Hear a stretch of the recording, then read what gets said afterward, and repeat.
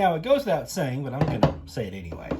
But any of the modifications or things you see outlined in this video is really for educational purposes only. So, if you try to emulate any of the modifications you see in this video, you do so at your own risk. Just like me, if I fry the piece of equipment that I'm working on, it's on me. Also, be sure to consult the manual and warranty information of your equipment that you're attempting to modify, because your actions may null or void your warranty. That's at your own risk as well. Otherwise, sit back and enjoy. Let's learn something together.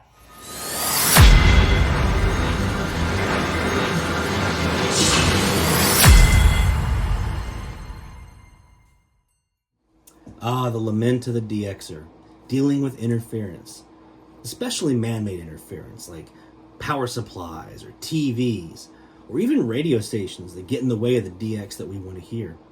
Wouldn't it be great if there was a way that I could get rid of that interference and hear the DX is supposed to be underneath it?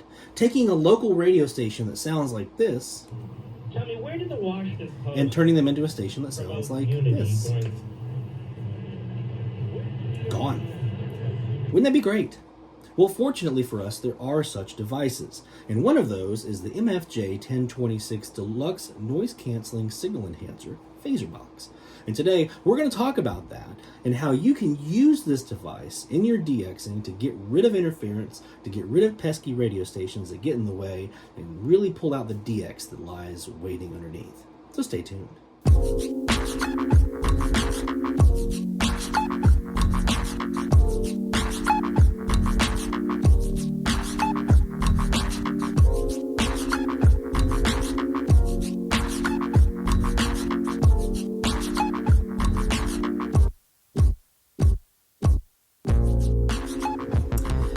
The advancements that technology has brought to our hobby, it's also not without some downside.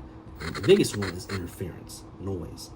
Things like Wi-Fi routers and switching power supplies and things along those lines really can create a very non-friendly RF environment. And on top of that, at least here in the United States, you have a large number of stations where used to they would sign off at night at sunset. Now they stay on 24 hours a day on low power and make it extremely difficult. It sounds like almost like a graveyard frequency, even on open clear channels, to pick out what used to be commonly heard DX. I can't tell you the last time here on the East Coast I heard 850 KOA in Denver or 1160 KSL in Salt Lake City. It just doesn't happen that often. And if you live in the suburbs, an HOA controlled type situation, or in this urban area with an apartment or a condo or anything like that, you have an even bigger problem because you can't even put an antenna outside away from the noise. Your antenna's in where the noise is. So you have a couple of options. One, you can obviously try to reduce the noise inside your own home. But another option that you can do is try to use some technology to help you get rid of the noise coming into your radio. And one of those pieces of technology is this. It's the MFJ 1026 Deluxe Noise Canceling Signal Enhancer. It's actually a phaser box, and if you've been watching my YouTube channel or following me on Twitter for any given amount of time, you know that I'm a huge proponent of phasers in a DX setup. About a year or so ago, I purchased a quantum phaser from Radio Plus Jerry Thomas, unfortunately before he passed away. And while mine's now on the fritz, while it was working, it did amazing things for my DX. I was hearing things I never even dreamed I could hear. I'll never forget the night that I got rid of 840 WHAS in Louisville, Kentucky, to reveal 4 VEH in Haiti underneath, a station I never even dreamed I could hear.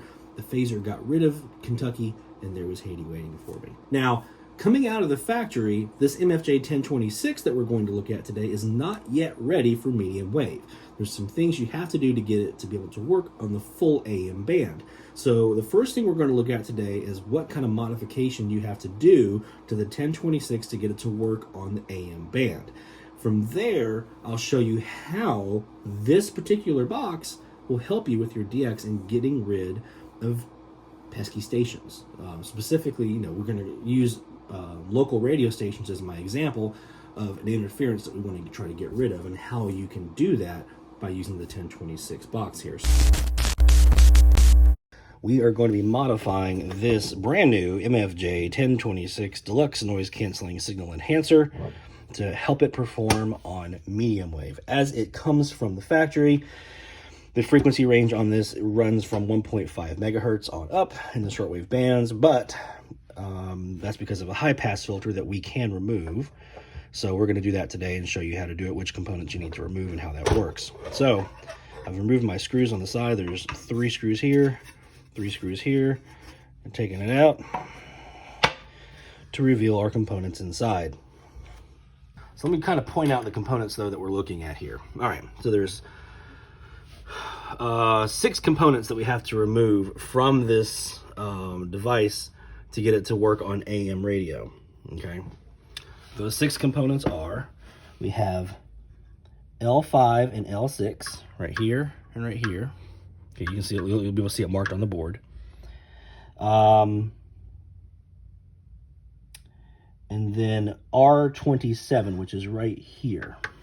Okay, R27, which is right about there, right where my pointer is at. Those 3. And then on the other side, we have R26 right here. And we have L3 and L4 right here and right here. Those are the 6 components that we have to remove. I'm going to take a pair of needle nose pliers. I'm just going to yank them right out. That's how we're going to remove these things. You can crush them, you can remove them, you can desolder them, whatever your comfort level is, whatever you think it needs to be. I've read everybody talk about it online. Some people just crush it. Some people pop it out. Some people desolder it. Everybody says whatever, it works. So let's give it a shot. Okay. May the component gods be smiling upon us today. We're going to start by removing L3.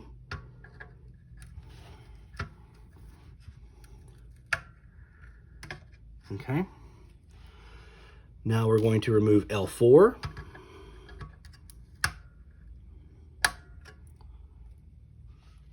And now we're going to remove R26. And I apologize for bumping into the camera there, but R26 is our next one that we're going to remove here, crush, whatever it is. And I apologize for continuously bumping into the camera here. Okay, I think we've got that one out. Okay. Now we're gonna come over here and do the same thing on R27.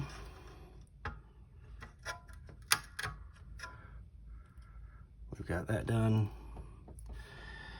L5 and L6, starting with L5 up here in the corner underneath our little lead, and L6.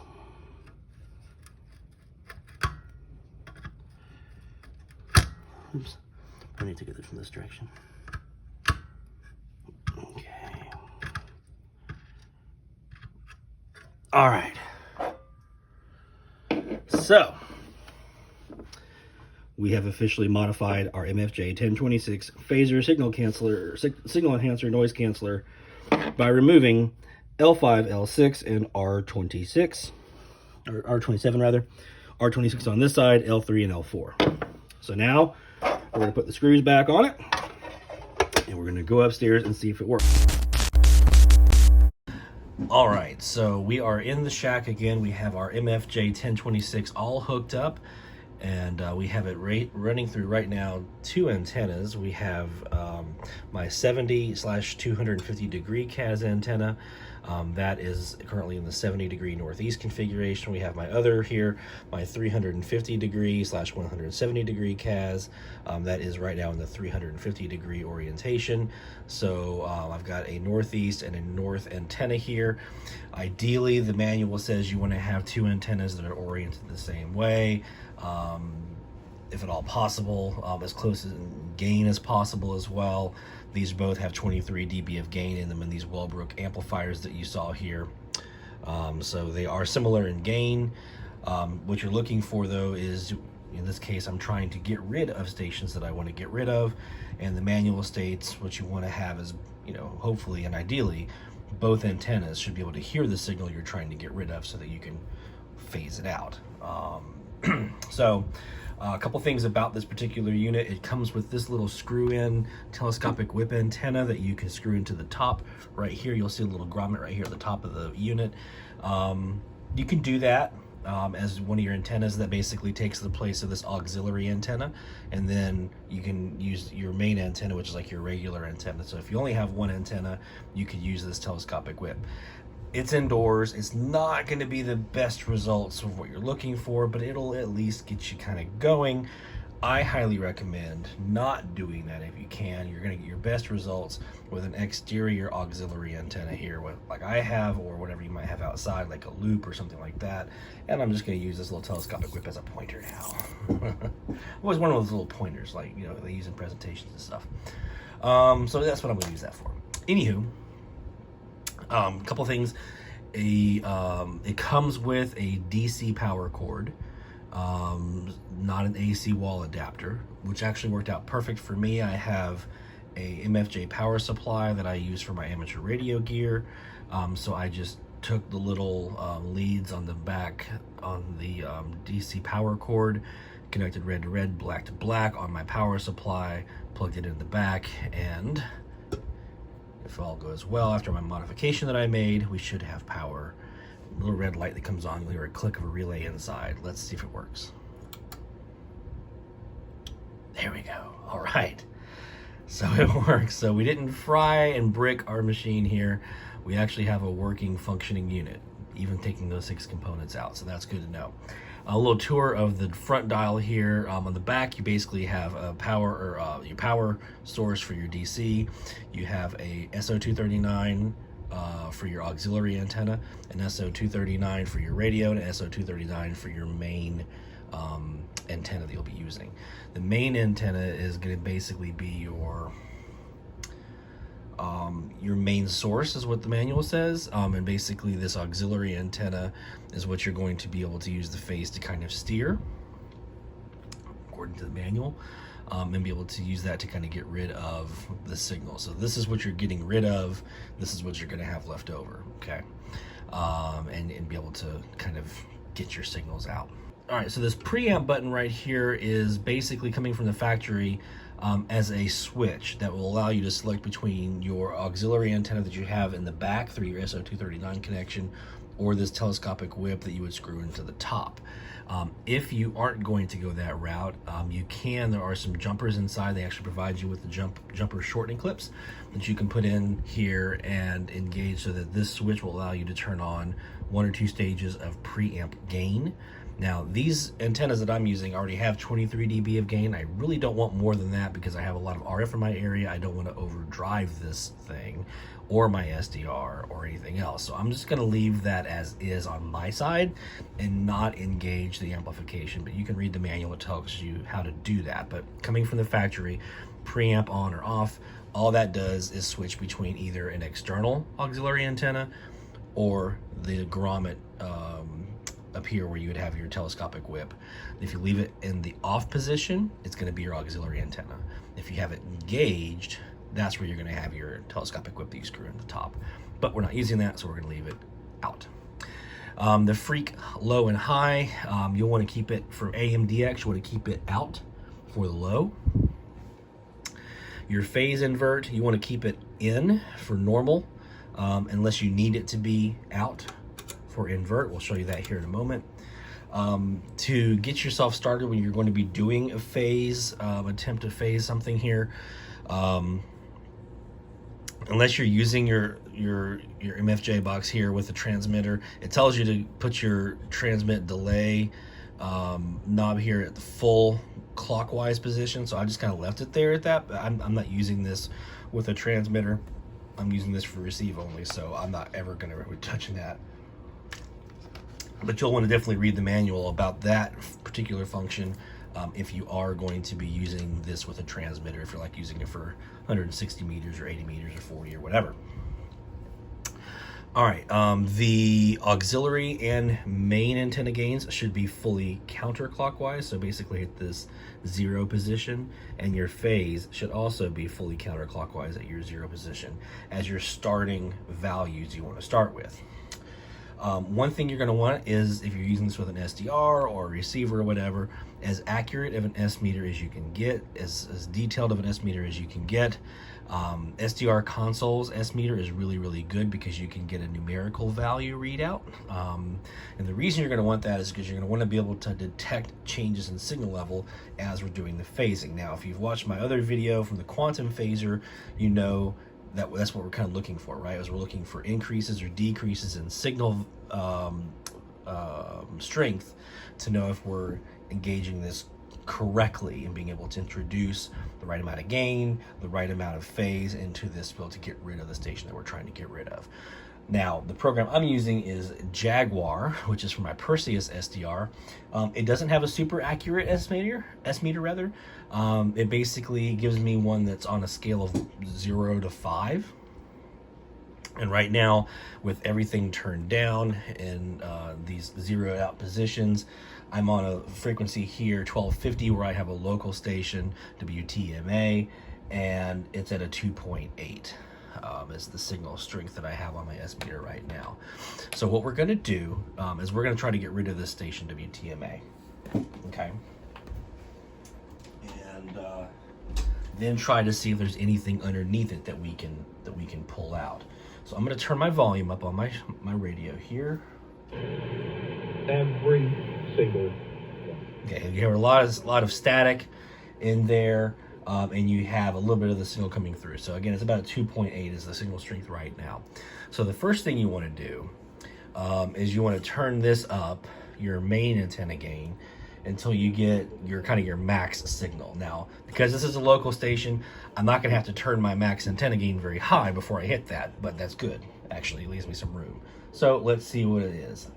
Now, you can't see my screen, but I'm on 1, and I'm already a 5.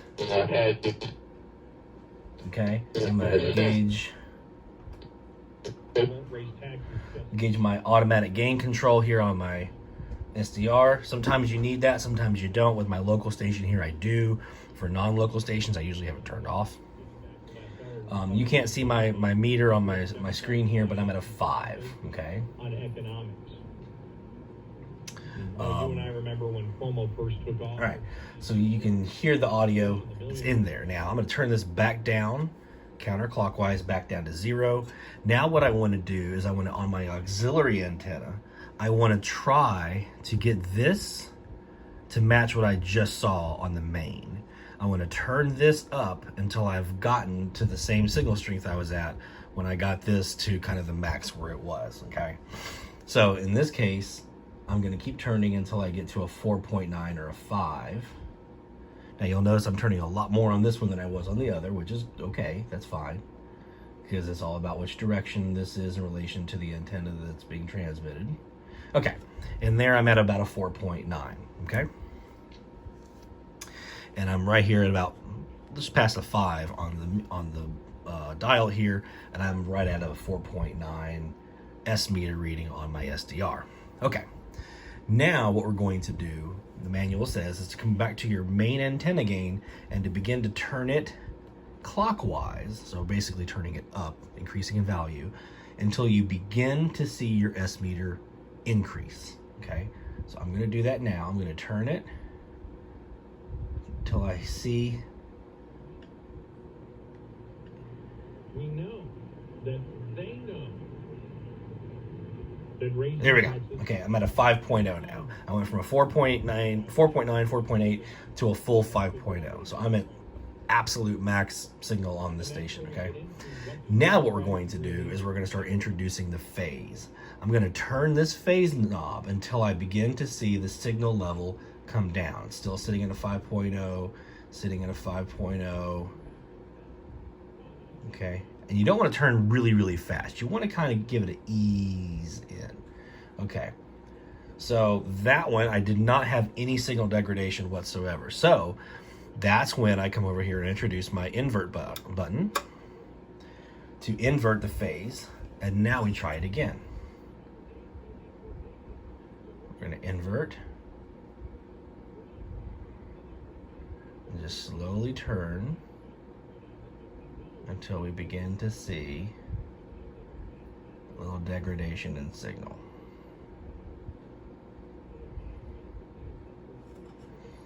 Okay, one thing I can do here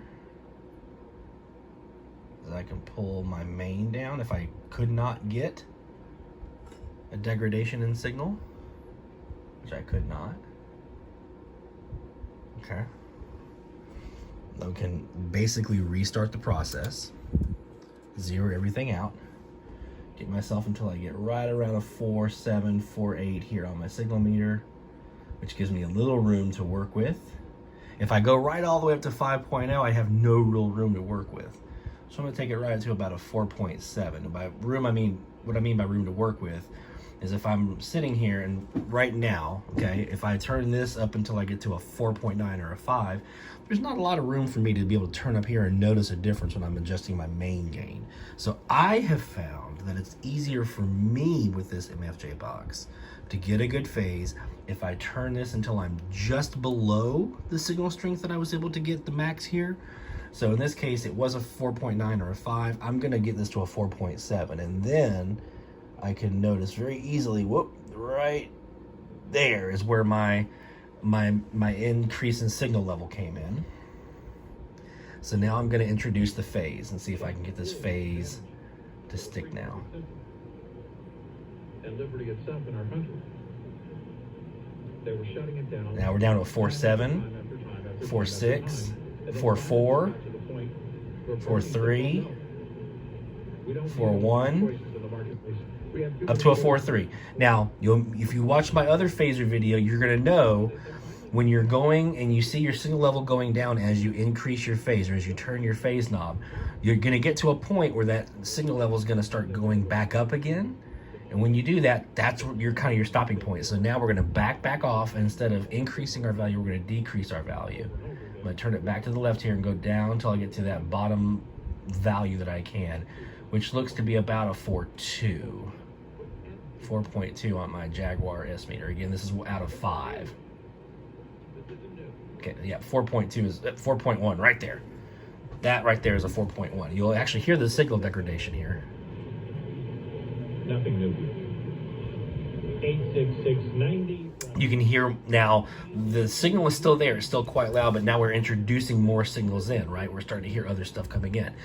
We're still not down to the bottom of the null here. We can get this deeper. Let me tweak that phase just a little bit.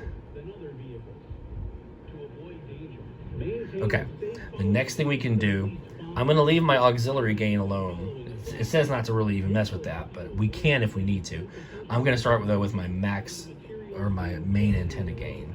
And I'm gonna start to increase this, and it's gonna go way up at my level. Now I'm gonna decrease it.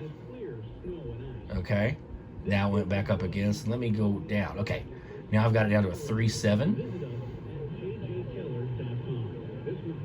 This particular antenna has so much of the signal in here, it's very, very touchy. The least little bit of a movement, and it's gonna really make a difference. All right, I've got down to a 3.2.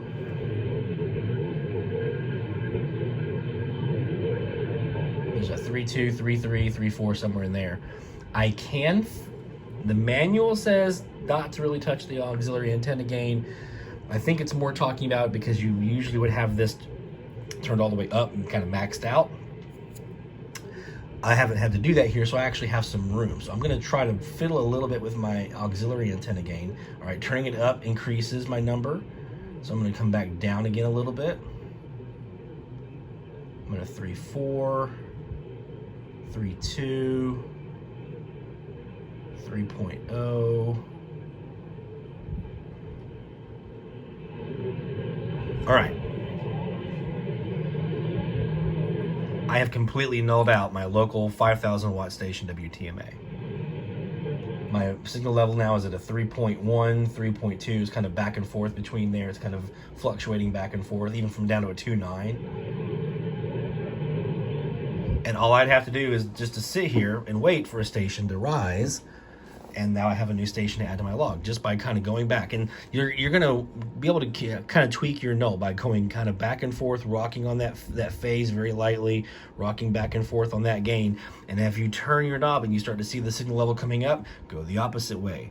You'll see it go down and go down and go down until it starts to come back up again, then go back the opposite way. That's both on the phase and on this max antenna gain.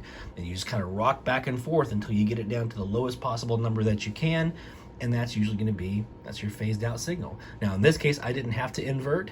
That's because I found I left myself enough room. I've seen some other DXers talk about how there was, you know, they tried phasing with the normal, they tried phasing with the invert, and they could never get the phase to do the deepest null.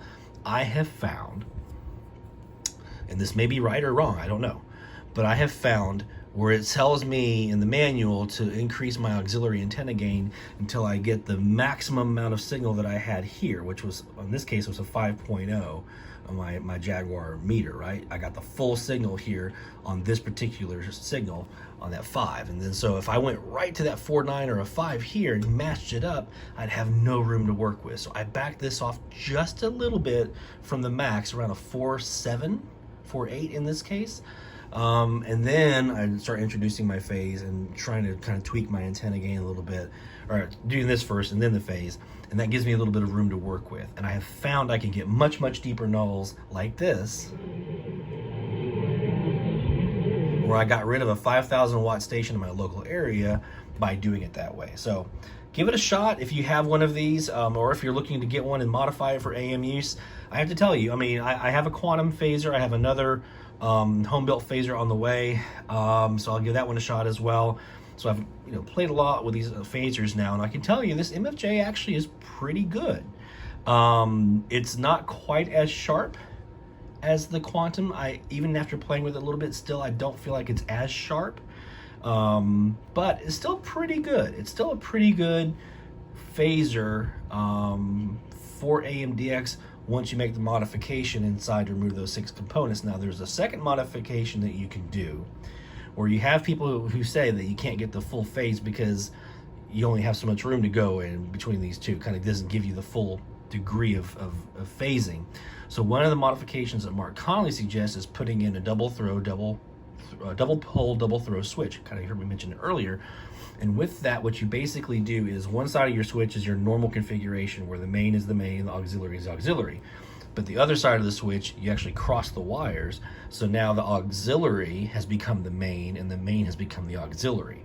And by doing that, you introduce enough room in there to give yourself the ability to phase that out. So just something to consider. I'll put links up in the video description that'll allow you to know where to go for Mark's write-up on this phaser and how to make the modifications, or what modifications to make, at least, so that you can turn it into a very capable medium wave phasing unit. So if you're new to phasers, and you're okay with making at least one modification that you saw me make earlier, you're okay with that, this is not a bad little phaser to work with. And for medium wave DX, I wanted one of these a long time ago, and I wish I would have gotten it and pulled the trigger on it back then, because I could have had a lot more DX. The key is patience, very methodically kind of going through, and after a little practice you'll get really good at it, being able to tweak these knobs back and forth and kind of riding back and forth until you get those deepest nulls. And then also just kind of keeping an eye on your antennas, what kind of antennas you're using. You don't want one that's really, really quiet with one that's really, really got a lot of gain with it. So I would not use one of my Kaz antennas with like a U-loop or anything like that, because the gain is going to be so different. I will never be able to get my auxiliary antenna. If I'm using the U-loop here and the Kaz over here with lots of gain, I'll never be able to get the signal level over here as high as I could over here. So you want them to be pretty similar in gain. I could do 2 U-loops, I could do that. I could do 2 W6LVP loops, things like that. So just something to consider. Do some research, do some reading, and hopefully you can find some ways to implement this into your own DX as well. As always, if you found our video to be helpful, don't forget to give us a thumbs up and click on that subscribe button and the bell icon so you can be notified when new videos are available on the channel. Until next time, my friends, 73, best of DX now. let's go hit the bands.